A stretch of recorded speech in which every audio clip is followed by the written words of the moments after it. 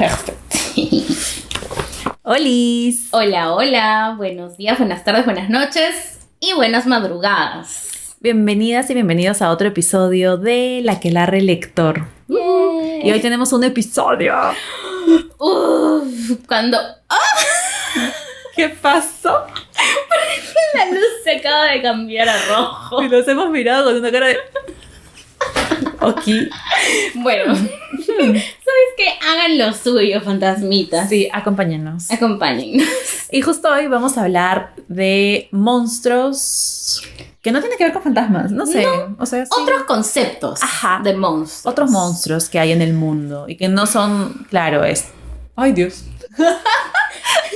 El monstruo de la app. Bueno, si cambia, que cambia morado. Por favor.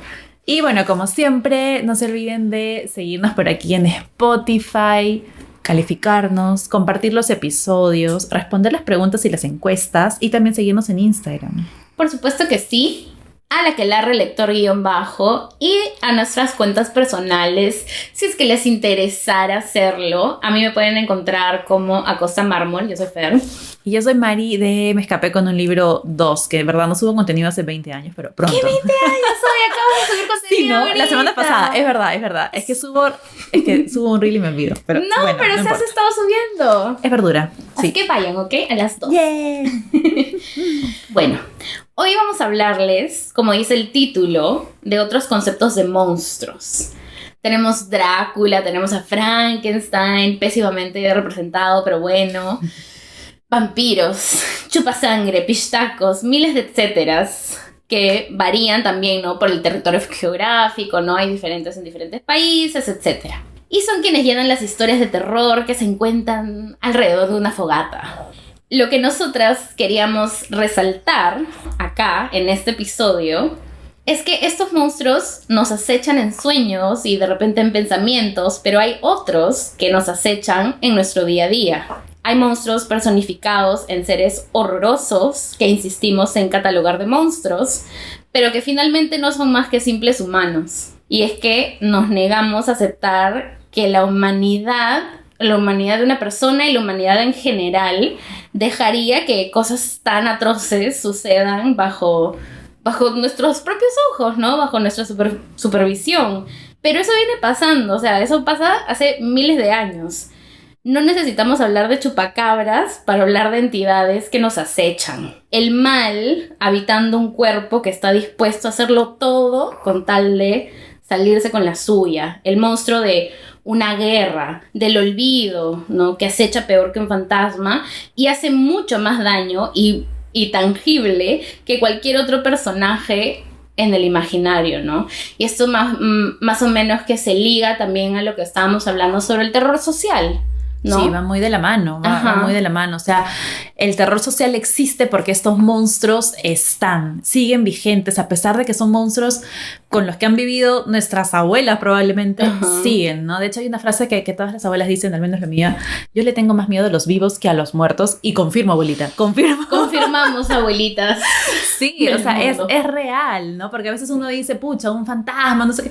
Bueno, pasará una vez a las 500 y de noche, pero incluso de día, socialmente estamos expuestos a un montón de temores, más en Latinoamérica, Dios, ¿no?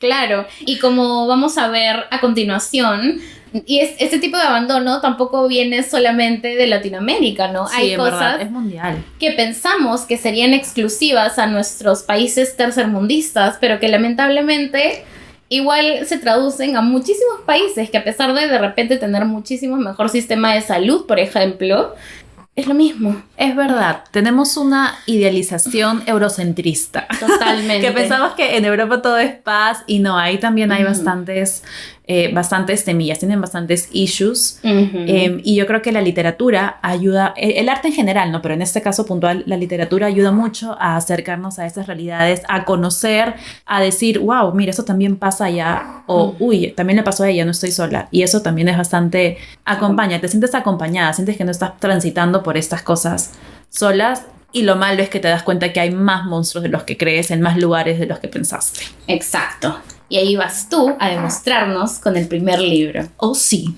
Escogí 3 monstruos y el primero del que voy a hablar es Ay, es un monstruo bien feo, en verdad. Yo justo escogí este libro porque siento que lo que cuenta la autora sí es como que una historia de terror real que ella vivió en carne propia.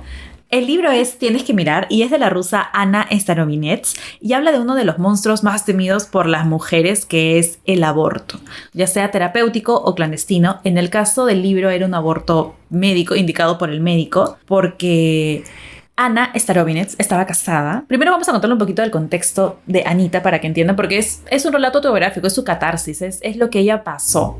Entonces es un libro bastante personal. Ella estaba buscando tener un segundo hijo, sale embarazada y en un chequeo de rutina su doctor le dice, bueno, tu hijo tiene una enfermedad renal poliquística fetal, que en español quiere decir que sus riñones están creciendo mucho más que sus demás órganos y van a aplastarlos. Entonces, si es que llegan a ser vivo, va a vivir unos minutos, pero lo más probable es que no lleguen a ser vivo.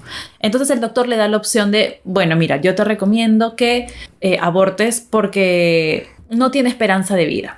Y ahí es donde empieza el tema, ¿no? Todo el libro narra desde este momento, desde que se entera de lo que está pasando hasta que logra realizarse el aborto terapéutico. Y es súper, súper fuerte porque a lo largo de la historia vamos a ver diferentes tipos de monstruos, empezando por el aborto y la culpa que genera realizarte un aborto en este caso. Porque yo creo que no se habla mucho del aborto terapéutico y la culpa que genera el desear un hijo y tener que abortarlo porque no van a ser bien. Esa culpa también carcome por dentro y es lo que le pasó a Ana. Y no solo eso, sino que tienes que lidiar con otro monstruo que es el qué va a decir la sociedad, ¿no? Sí, socialmente te dicen que igual eres una asesina, que no debes jugar a ser Dios. A pesar de que igual le han dicho de que su bebé no va a vivir, es como esa culpa. Exacto. Que le hacen sentir, ¿no? Exacto. Y el tercer monstruo, el sistema sanitario ruso. El sistema sanitario ruso y la falta de humanidad de su personal médico hacia las mujeres que buscan interrumpir el embarazo por la decisión que sea. Sí, esa frialdad, esa violencia, ¿no? que tienen, porque claro, no es que les griten y les peguen, pero burocráticamente es tan pesado, la atención es tan mala. Cuando vas a este hospital donde te hacen el aborto, le dijeron que entres sola, sin su esposo, sin su mamá, sin nadie. Simplemente tú sola y que esperes parada hasta que te toque. O sea, es tan inhumano el trato que indirectamente también es un tipo de violencia hacia estas pacientes que están en un momento tan vulnerable. Y ya, finalmente se va de Rusia, se va a Alemania, que mentalmente para mí, no sé si les pasó a otras personas ya, pero en mi cabeza Alemania sigue con el estigma de ser un país frío y todavía pienso, lo relaciono mucho con el Holocausto, con los nazis. Entonces el pensar que Ana obtuvo contención de ese país, para mí es una imagen fuerte, ¿no? Pero, o sea, eso demuestra cómo han avanzado, cómo se han modernizado. No sé, esa parte me pareció interesante. No puedo dejar de mencionar el cuarto monstruo, que es el escándalo post-libro, ¿no? De hecho, el Estado buscó como que vetar el libro, que quitar algunas partes, porque Anna Starovinets dice fuerte y claro la clínica en la que se trató, los nombres de los doctores, o sea, hace una denuncia clara. Y fue un libro muy criticado, obviamente, porque ¿por qué va a exponer sus problemas personales? ¿Por qué va a escribir sobre algo tan privado? Siempre, ¿no? Entonces, para con lo que pasa todo esto, lo escribe y ¡pum!, le dicen esto. Ya, y ahora voy a leerles estas primeras líneas, que es un resumen perfecto del libro. Una cosa es inventar historias de miedo y otra muy distinta es convertirse en la protagonista de un cuento de terror. Dudé mucho tiempo si merecía la pena escribir este libro. Es demasiado personal, demasiado real. No es literatura, pero lo único que sé hacer es escribir. No tengo ninguna otra habilidad para cambiar el mundo. Básicamente esa es la razón por la que escribe el libro, es su catarsis, es la única forma en la que puede contar su historia y ayudar a otras personas que están pasando por esto, ¿no? De hecho, loquísimo empatizar con una mujer que vive al otro lado del mundo, pero se siente completamente, sin haber pasado por experiencias así, se siente completamente el susto, el miedo, la frustración. El abandono. También. Qué horrible, ¿no? Qué horrible, porque uno dice, bueno, en Europa todo será diferente. No. Y eso que Anna Starovinets tiene una condición económica favorable. Sí, entonces tú dices, bueno, si esto pasa allá, a ella ¿Qué Claro. espera acá las latinoamericanas que tienen que abortar de forma clandestina? O sea, es una cachetada del libro, ¿no? Es fuerte. Y bueno, nada, decir que Anna Starobinets ha tenido una vida dura, o sea, además de que ha pasado por esto. Con el final del libro yo lloré mares, cuando cuentan lo que... No, lloren conmigo, léanlo. Sí, todo lo que ha pasado, no puede ser. Durísimo. Pero sí, es un libro que recomiendo bastante. Es un libro que habla sin miedo sobre este tema, hace reflexionar bastante sobre este tema, hace que nos cuestionemos bastante sobre este tema, cuánto se ha avanzado, por qué a pesar de todo el movimiento y la bulla que hay, los abortos tienen que seguir siendo clandestinos, si son terapéuticos estigmatizados, por qué no se puede hablar del dolor. Y yo creo que estos libros son importantes porque, claro, la excusa de los antiaborto o de los provida es que las mujeres no sienten nada cuando abortan, que vamos a abortar, vamos, Sí, vamos. sí, claro, mi hobby. Y no, hay muchos sentimientos, sea por la decisión que sea por razones médicas, sea porque no quieres, sea por la razón que sea, atraviesas muchos sentimientos, desde el miedo, inseguridad, frustración, susto, llanto, pena, no sé, lo que sea, pero pasas por muchas cosas y la importancia de hablarlas y visibilizarlas hace que ya, pues, ¿no? Uno diga, ¿verdad, no? Recién, que no debería ser así, pero bueno, es una forma de. Así que este es el aporte de Anna Starobinets para el mundo, y aquí hay varios monstruos con los que todavía, a pesar de que han pasado tantos años, tenemos que seguir lidiando. Fuerte, recomiendo. Sí.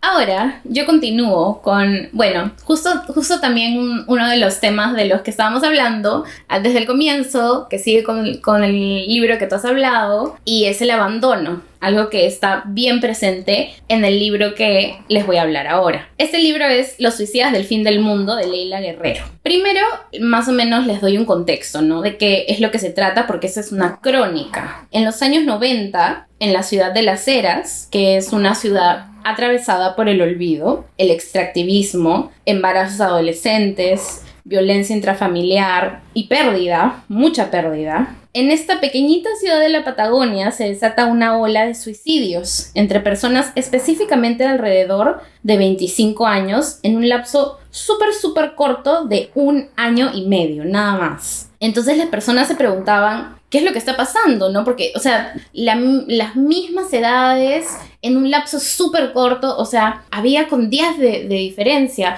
con semanas, ¿no? Con 1 mes, o sea, súper cerca, ¿no? ¿Qué es lo que está pasando? Este fue un fenómeno tan fuerte y tan chocante que la UNICEF envió a 3 expertos para estudiar la problemática social de esta ciudad. Y es por eso también que en el 2002 es cuando la autora de este libro, Leila Guerrero, viaja a la ciudad de Las Heras y entrevista a los familiares de los suicidas para tratar de entender los motivos, las similitudes entre estas personas jóvenes, ¿no? Que decidieron quitarse la vida. Y lo que hace Leila es darnos la crónica de un pueblo pequeño, patagónico, que sufrió mucho con el olvido. Del olvido de un lugar donde vivir se sentía como estar en el fin del mundo. Y por eso asumo yo el título de Los suicidas del fin del mundo.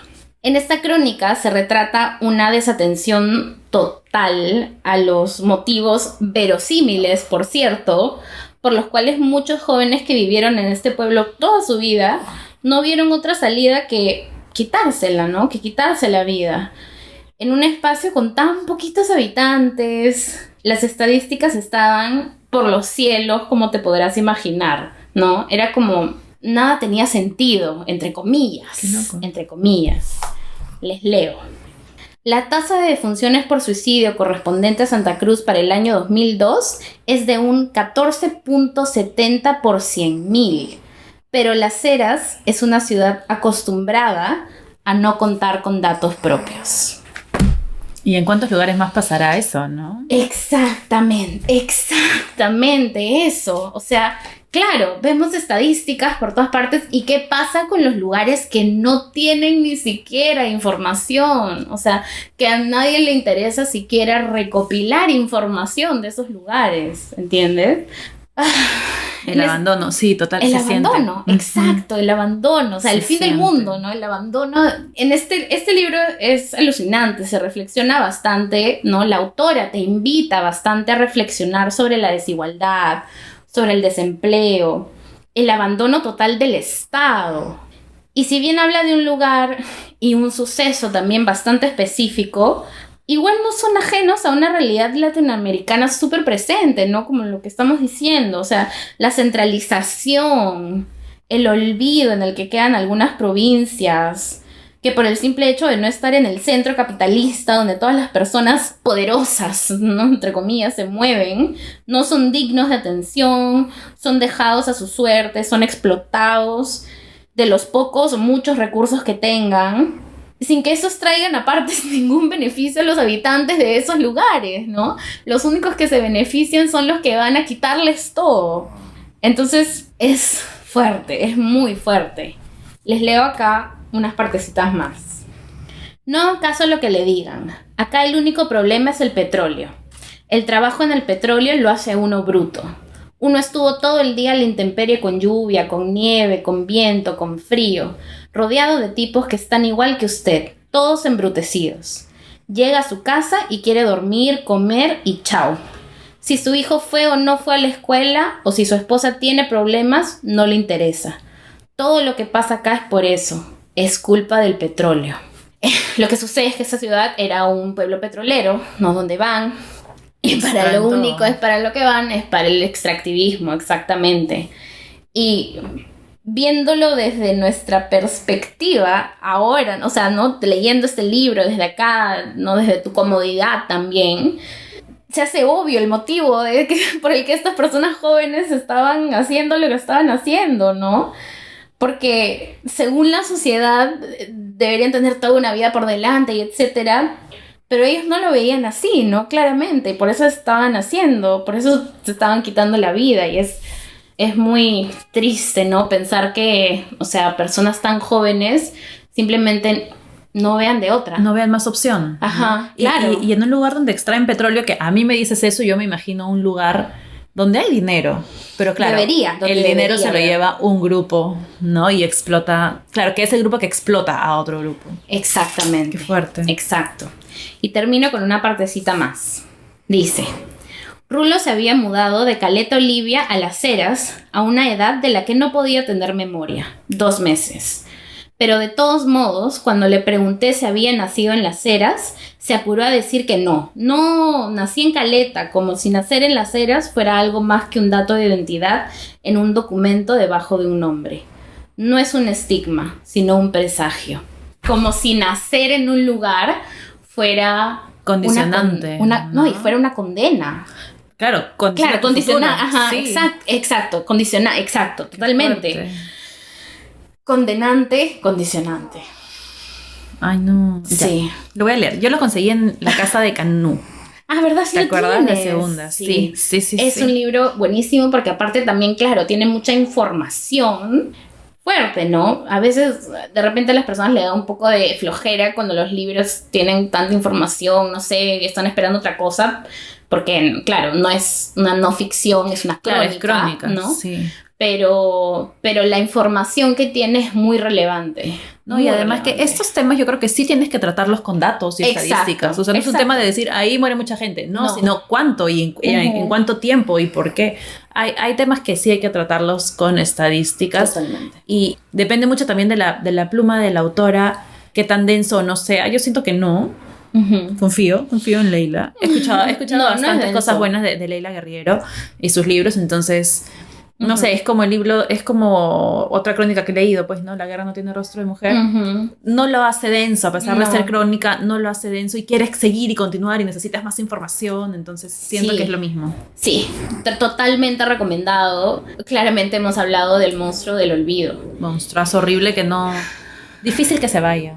Es difícil. Y sí, pues yo creo que también parte del abandono y del olvido parten con nosotros de no querer leer estas historias. También, exacto, ¿no? La gente que simplemente dice, lo ignora. No, ¿para qué? ¡Qué flojera! También de vez en cuando está bueno salir, ¿no? De ese lugar cómodo en los que podemos estar y no está mal, ¿no? En nuestras lecturas, en lo que obviamente decidimos ocupar nuestro tiempo, pero también está bueno, ¿no? O sea, de la manera en que sea, ya sea viendo videos, viendo documentales, leyendo un poco en internet, leyendo en libros, está bueno como como retarnos a nosotros mismos y retar lo que pensamos, ¿no? No, lo que pensamos ahorita no tiene que ser lo que pensamos siempre, ¿no? Podemos aprender y podemos buscar información que nos ayude a poder tener mejores perspectivas. Ahora yo voy a hablar de mi segundo librito, que es un monstruo completamente diferente. Y además que es un cuento muy antiguo, es de 1892. Y hace más de 100 años. No sé matemáticas, lo siento, pero es antiguo. Y estoy segura que, o sea, es un clásico, estoy segura que muchas brujis ya lo han leído. Es el monstruo aquí, bueno, hay muchos monstruos, pero el principal es la depresión posparto.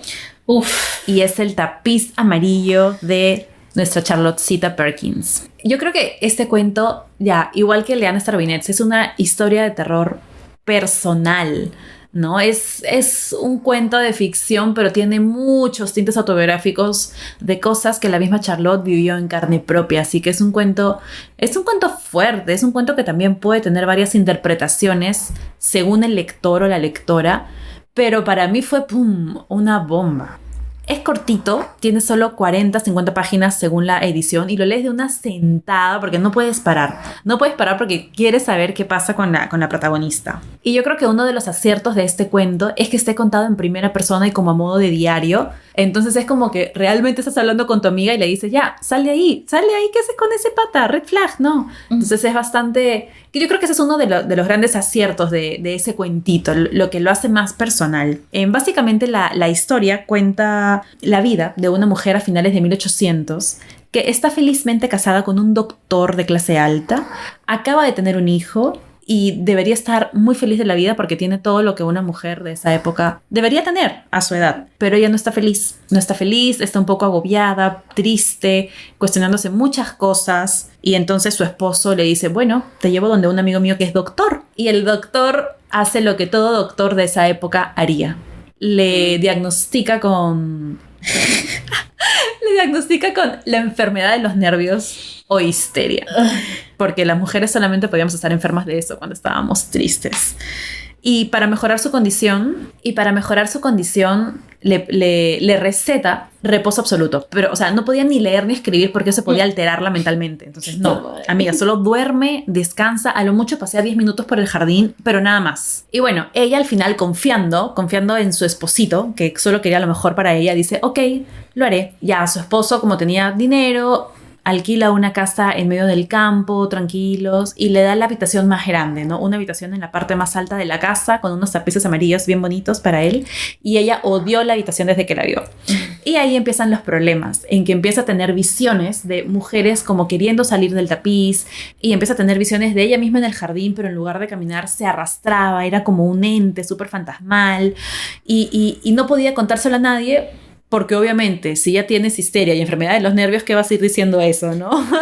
Porque ya nadie te va a creer nada. Exacto, o sea, hoy es más grave, ya estás alucinando cosas, ¿no? Invalidada totalmente. Exacto. En un punto explota por completo y se lo llega a decir a su esposo y le dice, ¿sabes qué? Ya no quiero estar encerrada, quiero continuar con mi vida. Y su esposo, como todo buen esposo de esa época, le dice, no. Se hace lo que yo hago porque soy tu esposo. Y al esposo no se le ocurre mejor idea que traer a su hermana a la casa a hacer el rol de ama de casa, cuidadora. Y ahí viene otro monstruo, ¿no? Importante de la historia, que es la comparación. Esta comparación y competitividad que se genera en las mujeres, a pesar de que es un rol que ella no quería hacer. Ella no quería ser ni ama de casa, ni mamá, ni nada, pero estaba ahí. ¡Qué loco! Mi esposo dice que su hermana es la mejor y yo, ¿por qué no puedo? No, pobrecita, amiga, o sea, red flag tu esposo. No, todo mal. Entonces, es una historia fuerte, habla mucho de eso. Lo que al final tenía la mujer era una depresión posparto. En ese momento, claro, no se podía diagnosticar, ni les interesaba averiguar, ni diagnosticar, ni dar otra prescripción médica que no sea histeria. Y sí, el tercer monstruo de esta historia es el esposo, ¿no? Que viene a representar la sociedad tan machista, tan patriarcal, tan opresora, O sea, ¿para qué va a opinar ella si está su esposo que la cuida y que sabe más porque es doctor? ¿Para qué? No tiene ni voz ni palabra. Obviamente, este cuento fue un cuento muy adelantado a su época. Como todo libro y cuento adelantado a su época, fue duramente criticado, más aún porque su esposo era de la clase alta, entonces fue vetado en varios lugares. Pero lo positivo de esta historia que también es la historia real de Charlotte Perkins, es que ella se divorció. No. Se divorció, sí, lo logró, bien por ella. Sí, claro que este tema de que pudieras divorciarte y seguir con tu vida también era un tema de la clase privilegiada, claro. Pero bien por ella, porque muchas mujeres, aún así siendo de esa clase, no lo lograban. Así que, muy bien. Logro. Sí, y no solo eso, se dedicó a escribir, se dedicó a leer, a lo que más le gustaba. Continuó con su maternidad, pero ya centrada, o sea, ya como haciendo lo que quería, fue la mejor terapia para ella, básicamente, para esa época. Y no solo eso, sino que fundó la revista feminista The Forerunner en 1909 y la editó por 7 años. De hecho, fue ahí donde publicó bastantes de sus cuentos, ensayos, novelas, todo. Se volvió a casar con un hombre con quien también tuvo su revista. O sea, las mismas metas, mismas aspiraciones. No pongo las manos al fuego por él, pero mejor que su esposo, sí fue. Entonces, por ahí, bien por Charlotte. Y eso, ¿no? Yo creo que es un libro que puede tener muchas interpretaciones. Y para mí, finalmente, es como la voz de muchas mujeres que callaron frente a los prejuicios, al machismo y a los maltratos a los que eran sometidas y expuestas en esa época. De hecho, aquí les voy a leer un pedacitito. Ojalá me curara más deprisa. Dice que con la imaginación que tengo y con mi costumbre de inventarme cosas, una debilidad nerviosa como la mía solo puede desembocar en toda clase de fantasías desbordantes y que debería usar mi sentido común para controlar esa tendencia. Es lo que intento. Dice que de esto solo puedo salir yo misma, que tengo que usar mi voluntad y mi autocontrol y no dejarme vencer por fantasías tontas. Y acá hay otra partecita. Lloro por nada. Y me pasa casi todo el día llorando. En ese papel hay cosas que solo sé yo, cosas que no sabrá nadie más. Cada día se destacan más las formas imprecisas que hay detrás del dibujo principal. Siempre es la misma forma, solo que muy repetida. Entonces, sí, pues está escrito a modo de diario y ella va poniendo lo que va sintiendo, lo que va pasando. Y hay partes muy tristes como esa, ¿no? Que siente cosas, pero no puede contarle a nadie, que se la pasa llorando, pero nadie puede saber porque si no va a curarse. Y esa presión que tiene por curarse, ¿no? Porque también, mi esposo dice que soy muy imaginativa, que solo depende de mí mi curación. Horrible esa época, en verdad. Hoy estamos con las lecturas alegres, como veo. Sí, soy feliz, las más felices de la vida. Y para seguir con las lecturas alegres, uy, Dios. A ver, sorpréndenos. El monstruo pentápodo de Liliana Bloom. Ya, amo. Dios. Felicidad total. Este libro, de verdad que yo no sé qué me esperaba, pero no me esperaba ese libro cuando yo lo conseguí, porque encima, o sea, yo lo había visto por ahí en Instagram, lo encontré un día 9.90 en Crisol. Ajá. Y dije, ok, qué barato, que me lo llevo. ¿Para qué? ¿Para qué? Lo hubiera dejado, mira. Es un trauma. Es un trauma psicológico, de verdad, este libro. Léanlo bajo su propia responsabilidad. Pero sí, es muy fuerte, trigger warnings, pedofilia. Les cuento un poco de qué va la historia.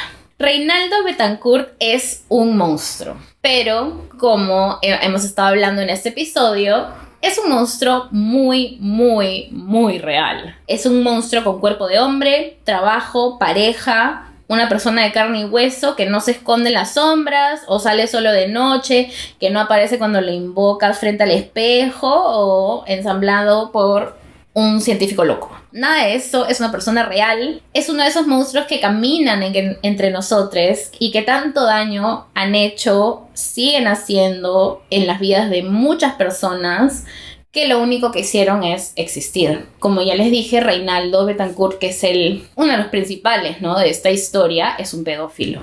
El monstruo pentápodo es una historia que definitivamente incomoda, que perturba, que te hace pensar que simplemente estamos cagados como personas. O sea, realmente, que no puede existir nada bueno en este mundo por el simple hecho de que historias como las del libro pasan en la vida real. O sea, hay personas que realmente son así de malvadas y también hay personas que no son malvadas, pero que están dispuestas a hacer la vista gorda frente a cosas que de lo contrario afectarían su propia estabilidad. Y aquí es donde entra el segundo personaje, ¿no?, de esta historia, porque esta historia está narrada desde dos perspectivas principalmente, que son las de Reinaldo y las de Aimé, que es su pareja. Entonces, uno de los principales, ¿no? De una de las perspectivas es de Reinaldo, efectivamente, y nos introducimos en la mente perversa de este hombre que cuando comienza la historia está en busca de una víctima. Seguimos junto con él el trayecto hacia esta, lamentablemente. Es imposible no sentirse asqueada con esta historia, o sea, imposible. Y con la perspectiva que la autora también logró plasmar desde la cabeza de este ser detestable, es alucinante, ¿no? Porque ella también explora el proceso mental, por otro lado, de una mujer que es a la vez víctima y victimaria. Porque ella también sabe que algo anda mal con el hombre al que ama, pero se niega a aceptarlo y hace como si no sucediera nada, hasta que ya no hay de otra. Este personaje femenino, ¿no? La contraparte, habita en un cuerpo, por otro lado, ¿no? Que se sale de la norma. Entonces eso también medio que crea el conflicto de la mujer, ¿no? De no ver una persona con enanismo. Y es ahí donde entra el juego de la necesidad de hacer como que nada malo sucede, con la esperanza de poder vivir el sueño de sentirse amada también, ¿no? Y evitando como ese estorbo mental de lo que no quería aceptar. Entonces es como, tú lees este libro y dices, ¡qué mierda! Pero también empatizas, ¿no? Y eso es lo duro, eso es lo fuerte, eso es lo horrible, lo perturbador. Porque ese es un tema que obviamente da mucho de qué pensar, ¿no? Da mucho de qué hablar. Yo estoy segura que hay muchísimas personas, y esto es algo que también dice la autora en una de las entrevistas, que hay muchísimas personas que son conscientes de que, o sea, tienen estos pensamientos, pero son como más conscientes de que van a causar daño, ¿no? De que van a arruinar la vida de alguien y son conscientes de estas repercusiones y no se atreven a tentarlas. Lo que la autora hace es más bien explorar en la mente del que sí decide satisfacer sus ganas, ¿no? Porque no es el único, ¿no? O sea, porque los que hacen, los que actúan, no son los únicos, ¿no? Eso es más o menos lo que explica la autora. Y esto me reventó la cabeza, la verdad, porque, o sea, se imaginan como que... Pero es real, o sea, porque es imposible que todas las personas que tienen ese pensamiento lo lleven a cabo, ¿no? Pero hay, y es retorcido.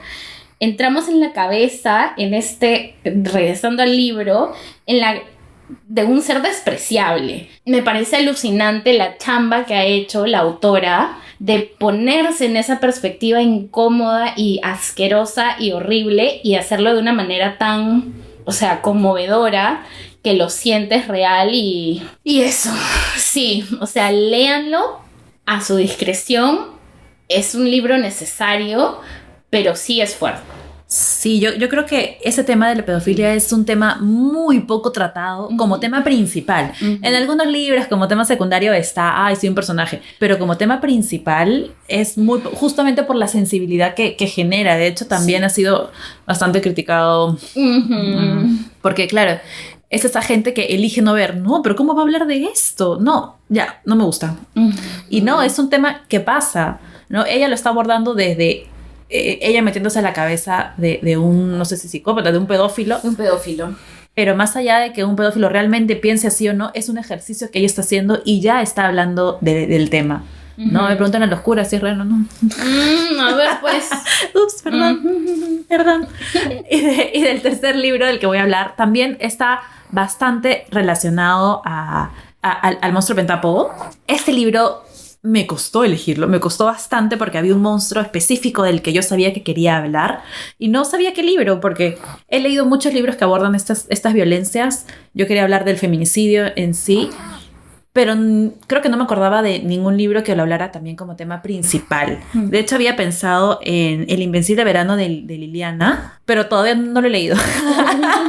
Entonces dije, bueno, entonces ¿de qué voy a hablar? Es un libro solamente que quiero leer y en algún momento hablaremos de eso. Sí, porque las dos nos morimos.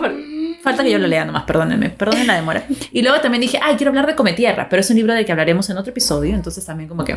esperen eso. Claro que sí. Y luego se me ocurrió Los Divinos, de Laura Restrepo, Dios mío, y dije, este libro es bastante fuerte, sí es fuerte, a mí me hizo llorar. Yo lo leí en el 2021 sin contexto, Dios mío, porque la portada es hermosa. Yo no sé por qué hacen eso.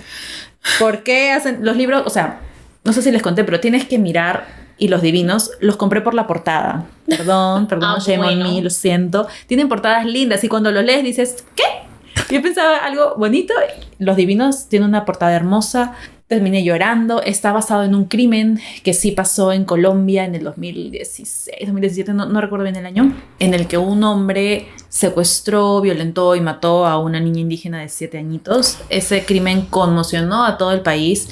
Yo lo leí sin contexto. De hecho, cuando empecé a leer el libro, quise investigar más y fue como, ¿para qué? ¿Para qué investigué más? No. Es súper fuerte. Les voy a contar un poquito del libro y luego de la noticia para que más o menos, o sea, van de la mano. Empieza con la historia de 5 amigos de la infancia, y capítulo a capítulo te van contando sus vivencias, ¿no? Cómo se conocieron, qué hacen cuando se juntan, cómo son sus personalidades, sus problemas y traumas de la chiquititud, como que nos lo van presentando. Estos 5 amigos no tienen nombres, tienen solamente sus apodos. Está el Hobbit, que es como que el más sensible. Está el muñeco, que es el que más van a odiar, que es el más loco, el más problemático. Él es la bomba de tiempo del grupo. Luego está el Píldora, que es como que el más inseguro, el que está dentro del grupo pero se siente que no, entonces es complaciente con todos. Luego está Tarabeo, que también tiene sus cositas, pero es buena onda el amigo. Y finalmente está el Duque, que es el pituquito del grupo, el que tiene dinero, el que paga todo, yo te recojo, te llevo. Y él tiene una novia, Alicia, que también tiene, por supuesto, su apodo, Malicia. Me encanta. Quiero una amiga Alicia para decirle así. La cosa es de que vas conociendo, ya, ¿qué pasa? Yo como mujer, siempre he tenido mis grupitos de amigas y la dinámica es muy diferente. Es como que, ay, vamos a pintar, vamos a hacer pulseras. O sea, somos súper dulces, lindos, con nuestras mechas y todo, pero es como que es otra forma, ¿no? Y leer sobre este grupo de chicos, al principio, cuando son chibolos, es divertido. Al que se cae, las bromas. Pero cuando van creciendo, van apareciendo estos monstruos, ¿no? Los monstruos de las microviolencias, no me parece el nombre, pero bueno, de las violencias normalizadas, el monstruo de este pacto patriarcal, ¿no? De las palomilladas que van haciendo, que empiezan como tocando timbre, pero luego evolucionan a acosos, a cosas ya muy, o sea, sí, ¿no?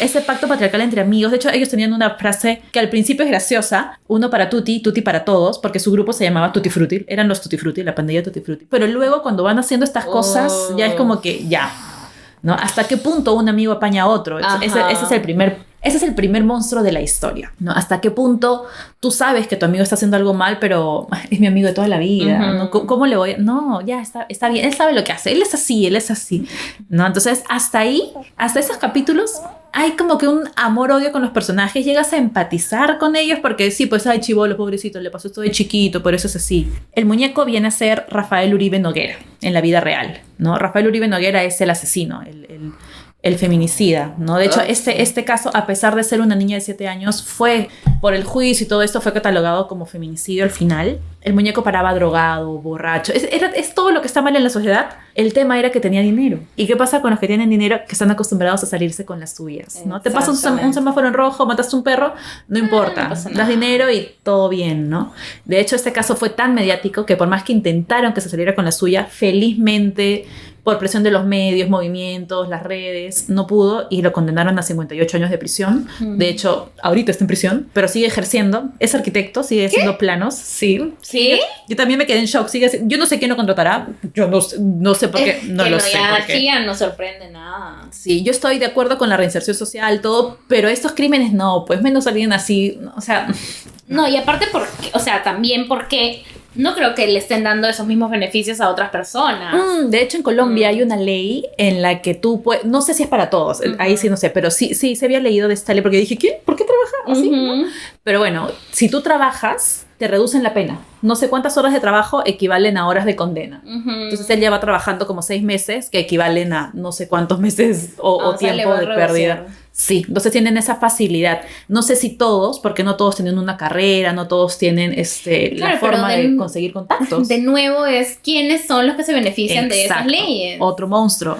O sea, aquí hay muchos monstruos claros, ¿no? Primero está el pacto patriarcal, de lo que les hablaba.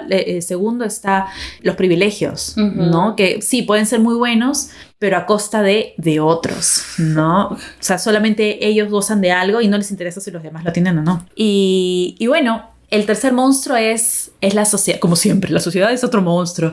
¿Por qué? Porque lo que él hizo fue había una niñita jugando en la pista, en la vereda de su casa, ¿no? En la pista, así, afuera de su casa. Él viene con su camionetón, secuestra a la niña estaba jugando con sus primitos. ¿Y qué hace la gente? ¿Dónde está la mamá? ¿Por qué la dejó jugar en la pista? ¿Por qué la chiquita estaba con shortcitos y la gente es mala? Entonces, eso, aunque, no sé, para mí no es excusa, porque desvía completamente la mirada al culpable, que es el adulto, ¿no? Da igual si la chiquita estaba sola, con gente, como estuviera, ¿no? Eso de siempre echarle la culpa, ¿dónde está la mamá? Ni siquiera el papá, ni siquiera, no, siempre, ¿dónde está la mamá? ¿Y por qué la dejó salir a la calle si tenía 7 añitos? O sea, que tenemos que vivir todos encerrados porque tenemos que vivir cuidándonos de que no nos hagan daño. Eso también es bastante... O sea, como sociedad también tenemos interiorizado eso, ¿no? Esos comentarios son los clásicos. Y se culpa siempre a la víctima, así sea una niña de 7 años que nada que ver, pues, ¿no? Y bueno, lo que dice Laura Restrepo cuando escuchó de esta historia es que la conmovió tanto que supo que tenía que hacer algo. ¿Y qué hizo? Escribió esta historia. Ella también es periodista, sabe el morbo que genera esa historia, sabe cómo vende, cómo por meses van a estar dándole solo por morbo, y ella quería hacer algo diferente. Por eso lo puso desde la perspectiva de estos chicos, para que algún chico que leyera diga, oye, exacto, no lo va a decir públicamente, pero lo va a pensar, oye, mi amigo, yo hice esto, o incluso nosotras, ¿no? ¿Por qué? Porque ¿qué pasa? Todos tenemos hermanos, novios, primos, mejores amigos, abuelos, ¿y qué pasa si te enteras que ellos han hecho esto, ¿no? Oye, ¿qué haces? Es mi flaco, imposible. Como lo que contabas de monstruo pentápodo. Exactamente. ¿No? Es como que no quieres ver por 1000 razones, ¿ya? Porque te vas a quedar sola, porque es tu abuelo, pero es mi abuelito. ¿Cómo va a ser eso? Es mi hermano. ¿Cómo va a ser eso? Entonces uno se va cuestionando hasta qué punto tapas a alguien, porque así como hay pacto patriarcal, hay pacto familiar, hay pacto de clase también. Hay muchos pactos, entonces... Es eso, ¿no? Podemos culpar siempre, sí, que entre los hombres, pero también entre mujeres, las mamás que tapan a sus hijos, ¿no? Mijito, vete del país. Entonces, es una forma de que nos cuestionemos con un caso real sobre las conductas que podemos llegar a tener, porque al final uno nunca sabe cómo va a actuar. Yo puedo decir no, y a la hora de la hora uno nunca sabe, pero ya queda en uno la decisión. Y me pareció un ejercicio bien interesante. De hecho, no sé, yo sentí que estaba leyendo un libro de María Fernanda Ampuero, Mónica Ojeda. O sea, la pluma de Laura Restrepo es súper fluida, súper moderna, la ceñito, me encanta. me encanta un montón, o sea, tiene los términos bien puestos, ¿no? Para su edad, yo digo... Bien por ella, me gusta. De hecho, ahorita estoy leyendo Delirio de Laura Restrepo porque me ha gustado un montón cómo escribe y todo lo que ella pone. La debería leer. Los Divinos. Empieza con Los Divinos, por favor. Ok. Y eso, ¿no? También hace la reflexión de que a pesar de estos movimientos como Me Too, Ni Una Menos y las marchas y todo, las cifras siguen sin cuadrar, ¿no? Como que en un grupo de amigas, al menos una ha sido maltratada de alguna forma, acosada, ha sufrido una de estas cosas, pero en los grupos de hombres ninguno. Todos son buenos patas, todos son amigos, todos... No, él no quería eso. Entonces como que no tiene mucho sentido, ¿no? Entonces hace esa reflexión. Bueno, y esto, ¿no? De que estos grandes monstruos siguen avalando y permitiendo que los feminicidios ocurran. Porque uno diría, wow, es 2023, con todas las marchas que hacen los movimientos, seguro que las cifras descienden. Y no, las cifras siguen en aumento alarmantemente, porque a pesar de que se habla, no se ataca el problema de raíz, que son estos grandes monstruos. Entonces sí, es un libro también bastante fuerte. Cuando hablan de la parte de la niña es súper dolorosa, sin llegar a contarte todo a detalle. Uno ya asume, pero es una parte muy fuerte, es muy dolorosa. Es un librazo. Hay un pedacito que les voy a leer. No es un monstruo, es un ser humano, y esa es la tragedia. Le han dictado pena máxima, 70 años. Suena infinito, y sin embargo es poco. No hay vida que alcance para pagar lo que hizo. No es un monstruo, es un ser humano, y esa es la tragedia. Que esto lo ha hecho un ser humano. Ahí está. Eso es lo fuerte, ¿no? Que a veces sí, pues siempre estamos pensando en el fantasmita, el muerto viviente, el zombie, y hay que temerles más a ellos, a los vivos. Entonces sí, yo creo que recomiendo mucho ese libro. Como siempre digo, léanlo en un momento de estabilidad mental, en un momento de paz, de calma. Ay. Sí, qué fuerte y qué precisa justo esa frase que encontraste con todo lo que hemos estado hablando. Es que ¿no? Sí, es real. Ahora volvemos un poco a los conceptos de monstruos, ¿no? Hemos estado hablando también de monstruos como concepto, de monstruos como personas que no son monstruos, ¿no? Y ahora vengo a hablarles de un libro que es un libro que amo con toda mi vida, de una autora peruana, de Karina Pacheco, y es El Año del Viento, publicado por Seix Barral. Espero realmente que las personas que nos escuchan de otros países lean este libro. Ese es mi deseo navideño, que todavía no llega. No importa, ya es... Pero ya. Mi deseo es que las personas que nos escuchen de otros países lean a Karina Pacheco. Porque es una mujer que habla mucho de la realidad peruana. De una manera muy acertada. Les hablo primero un poquito del libro. El libro nos habla desde el presente, pero se va hacia el pasado bastante, ¿no? Se va hacia los años 80 en el Perú, que fue una época que significó un cambio muy drástico en nuestra historia. En los primeros años de la década, el terror nacía. El terror se enraizaba y se instalaba en nuestras tierras para quedarse. Es bien borrosa la línea entre víctimas y victimarios, ¿no? Hablando de esto en específico. Si decidimos ver y analizar la historia de manera más subjetiva y sobre todo más empática, es difícil ubicar bandos como malos y buenos, a pesar de que pareciera tan fácil, pero no lo es. Porque la contextualización de todo lo sucedido, el terror, las matanzas, la guerra, la zozobra, o sea, todo lo que surgió en ese tiempo, todos los que sufrieron fueron nuevamente muchos inocentes que de alguna u otra manera se vieron obligados a escoger un bando. A pesar de que no quisieran formar parte de ninguno, se vieron obligados a hacerlo sin tener muy claro por qué ni siquiera, sin tener ninguna otra opción. Entonces, esta esencia es lo que se siente súper fuerte durante todo este relato magnífico que nos regala Karina Pacheco. En esta historia tenemos a Nina y a Babi, o Bárbara, quienes en muy poco tiempo entrelazaron sus vidas para siempre. Nina tenía 10 años y Babi tenía 16, cuando recién se conocieron en Andahuaylas, el mismo lugar al que años después Nina también regresaría a recorrer en busca de explicaciones, en la búsqueda del espectro de una guerra que sigue tan palpable, lamentablemente después de tantos años, por debajo de la primera capa de silencios y de mentiras que la gente se ve obligada a mantener, ¿no? Por su seguridad, por la seguridad también de sus vecinas, por ejemplo, ¿no? Y Nina va a ver qué fue lo que pasó con Babi, ¿no? ¿A dónde se fue? ¿A dónde fue a parar esa persona que fue tan cercana a ella y que de pronto se esfumó y desapareció? Les leo.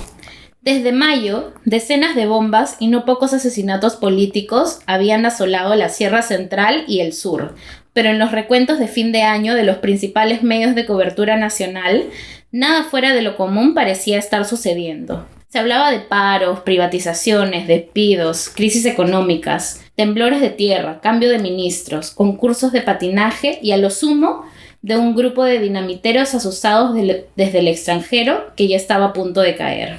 Esto, lo que pasa es que a los comienzos, o sea, cuando el terror comienza en el Perú en los 80s. Sin embargo, las noticias no llega a Lima hasta finales sí. O los 90s, ¿no? O sea, todo ese tiempo, de nuevo, ¿no? El olvido, la centralización, el monstruo que es la centralización y todo lo malo que trae con ella realmente. En este libro, Karina Pacheco nos habla del terror, del monstruo de la guerra, que no necesariamente es la guerra que nos imaginamos, porque también, como mencioné antes, las categorizaciones de víctimas y victimarias es súper borrosa, porque es muy fácil pensar que no, pues no, que cómo se van a haber metido a Sendero así nomás. O sea, sin tomar en cuenta que muchas personas en la Sierra del Perú simplemente no tenían otra opción. No tenían. Básicamente les decían, o estás con Sendero o estás con los militares, que los militares también, todo el daño que hicieron. O sea, la cantidad de crímenes extraoficiales que se cometían Y todo tipo de crímenes, no solamente matanzas. Claro, ¿no? Claro, sí, o sea, horrible. Violaciones, Sí. esterilizaciones Robos. forzadas. Sí, desde lo más simple. Torturas. Exacto. Por placer, ni siquiera ya comandado por, o sea, por placer, porque podían y ya, el abuso del poder. Ujú.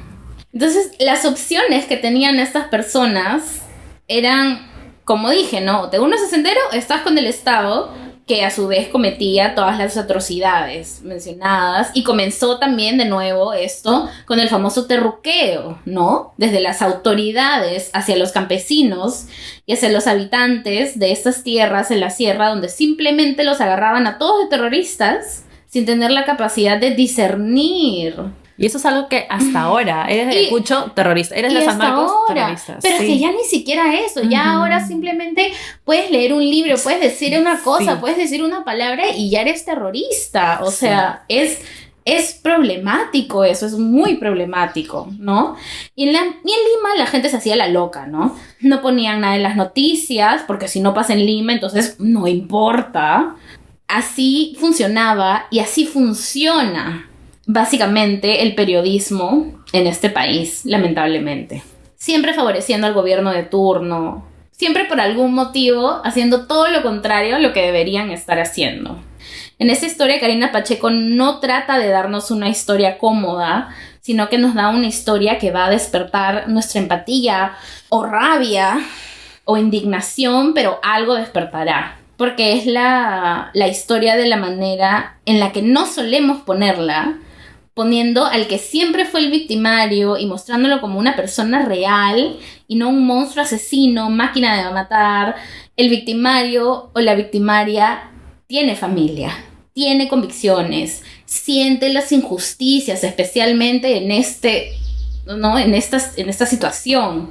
Hay otra perspectiva que hemos dejado también de lado, y hay detalles que hemos dejado de lado que son muy relevantes para entender a las personas que según nosotros estuvieron en el lado incorrecto de la historia, como si la policía o las Fuerzas Armadas hubieran estado siempre del lado correcto, como si fuera así de blanco y negro, como si no se hubieran cometido crímenes y delitos humanitarios gravísimos en esa época, ¿no? En el Perú, y que ahorita están plasmados muy claramente en el documento de la Comisión de la Verdad.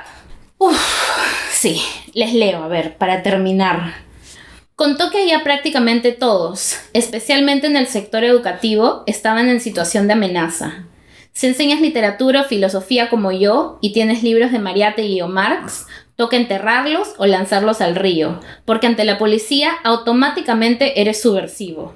Y si rechazas a los muchachos que entran a tus clases para convocar a tus alumnos a su guerra popular, te pones en la mira de Sendero Luminoso. Y acá otra partecita más. Mencionar el tema del conflicto armado interno en el Perú a muchos les provoca sopor, incomodidad o alarma. Aunque fuera el término acuñado por la Comisión de la Verdad, no despierta unanimidad y suscita incluso polémicas. Durante el régimen fujimorista se instauró la idea de que hablar de derechos humanos y denunciar los crímenes cometidos por las Fuerzas Armadas era ponerse del lado de Sendero Luminoso. De manera que en las ciudades se ha generalizado el término época del terrorismo, como si el horror de aquel tiempo solo hubiera venido de las bombas y matanzas de los subversivos. Guerra, violencia política, guerra interna, también son términos cuestionados. Es verdad. No es tan fácil, no es tan simple, no, o sea, empatía. Al final todo se reduce a eso, ¿no? A tener empatía y a solo tener un poquito de disposición de ver el otro lado, ¿no? De aprender, de buscar un poco. Sí, es que no todo siempre es blanco y negro, como dices, ¿no? Hay gente que sí, que luchó por sus convicciones y otros porque no tenían a dónde más ir, porque tenían que elegir un bando y bueno, claro, no había de otra, ¿no? Es muy fácil desde nuestro lugar ahorita, tantos años después, desde la comodidad en la que estamos, decir, ay, pero hubieras hecho otra cosa. Ajá, no es tan fácil, ¿no? Menos en esos lugares que estaban olvidados, o sea, ningún policía iba a llegar a reclamar, ay, sí, a ver, ¿qué te pasó? Al contrario, no. Pero si hasta ahora, o sea, claro, el racismo incrustado en el gobierno, lamentablemente, y en todas las autoridades, es una de las causas principales del abandono, de la centralización, ¿no? De que no simplemente año tras año, tras año, tras año, ninguna persona en el poder trate de hacer algo por esto. No, pues. Nada se hace, nada. Sí, da pena, porque es un tema, claro, es algo que pasó hace tantos años, pero que sigue teniendo repercusiones hasta el momento. Y va a seguir probablemente porque nadie quiere hacer nada, como dices. Entonces, pero es que las personas salen a protestar por lo que sea y automáticamente ya son terrucos. Sí. O sea, es inaudito, la verdad. Claro, yo sí he visto en el centro de Lima, ahora que he estado yendo, si quieres sacar esto, que sí, pues a la gente le revisaban la mochila, pero elegían a quiénes revisarles. Exactamente. Entonces el chibolo que tiene por ahí la piel morena, no sé, la mochila, el polo rojo, por casualidad ese día te pusiste un jean y un polo rojo porque no tenías, te dio la gana. A ver tu mochila, y veía a la policía revisar, ya pasa, o sea... sí, y te das cuenta, pues, sí, claro. Es clarísimo a quiénes le revisan, a quiénes no. Pero si está clarísimo, por favor, cuando sales nada más de un supermercado, a quiénes le revisan a veces la bolsa, la boleta, y a quiénes no. O sea, tan simple como eso, ¿no? Sí, y eso es algo... O sea, no sé si está atentando contra un derecho. Claro, ¿no? Eso es discriminación. Sí. Es discriminación. Y yo siento que si el policía, o sea, si uno se rehúsa, no me revises, y el policía de verdad quiere enyucarte algo, podría. Sí. Podría. Te estás resistiendo, vamos, y tu día se fue al tacho. Entonces, no te queda de otra que, ya, revisa. ¿Quieres revisarme? Revisa. Entonces, es lo mismo. O una opción u otra opción, no te queda más. Es el sometimiento de las autoridades. Con cólera y todo, pero no te queda de otra, porque es terminar en la carceleta y que por algo peor, que nada que ver, pero tienen el poder de... Pero es que tienen todo el poder. Una vez que ya estás bajo sus manos, o sea, tienen el poder de sembrarte lo que sea que sucede, ¿no? Y bueno, etcétera. Y ya ven como... A partir de esto, ¿no? A partir de este libro y de lo que se habla, que sucedió hace ¿cuántos años? 40 años, más de 40 años... Podemos hablar de tantas cosas tan vigentes. Siguen bastantes monstruos, ¿no? Ha quedado latente todavía el monstruo del terruqueo. Terruqueo. Que finalmente viene de la raíz del racismo. Sí, claro. Totalmente. Así que sí, pues. Motivador. Extremadamente motivador. Y aquí salimos, pero... felices. Pero bueno, en realidad... Esperamos que lean estos libros, porque son libros que, como vemos, despiertan conversaciones vigentes. ¿Cómo es, no? Sí. A pesar de que hayan sido escritos hace 100 años, por ejemplo. Eso, ¿no? Es el poder de la literatura. Que el libro puede haber sido escrito hace décadas, pero como sociedad avanzamos tan lento que temas que uno quisiera decir, wow, esta cosa del pasado, ¿cómo vivían así? Pero y no. Miren... Claro. Así es. Claro, yo quisiera que sea como los libros en los que estaban con velas porque no había luz. Y aún así hay lugares donde probablemente sigan en velas porque no llega la luz. Entonces nos vamos motivadísimas. Lean por favor a Karina Pacheco. No salió El Año del Viento, tiene muchos libros hermosos. Lean todos los libros que les hemos recomendado. Obviamente teniendo en cuenta los trigger warnings. Sí. Y bueno, pues con nosotras será... Hasta la próxima. Chao, besitos de bruja y no se olviden de leer autoras. Nos vemos en el bosque.